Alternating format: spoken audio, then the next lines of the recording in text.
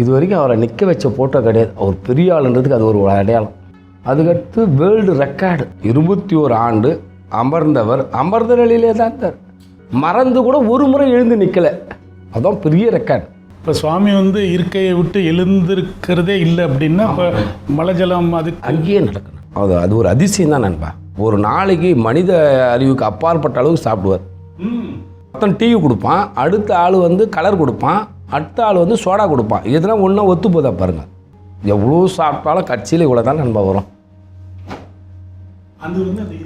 அந்த இருக்கிலே இருக்கும். அவரோட மலை ஜலம்லாம் ஒரு அதிசயம். ஒரு நாளைக்கு 200 டீ குடித்தாலும் சொட்டு கணக்கில் தான் அவர் யூரின் போவார். அந்த யூரின் போகிறதுக்கு அந்த இடத்துக்கு வரைக்கும் அவங்க ஒரு துணி வைப்பாங்க. ஒரு 2 வருஷம் அப்படியே இருந்தவர் அந்த அந்த மலம் வந்து மெழுகு மாதிரி கொஞ்சம் கொஞ்சமாக டைட்டு அவரையே தூக்கி இப்படி இருக்கிற அந்த சாய்வு ஓட்டு வீட்டில் அது மேலே போய் முட்டிச்சு அவர் முடி, ஜட முடி. அப்புறம் ஜனங்களாக சேர்ந்து அழுக்கா தூக்கி அந்த திண்ணையில் வச்சாங்க. 21 ஆண்டு மோன சர்க்குருன்னு பாட்டு வரும்.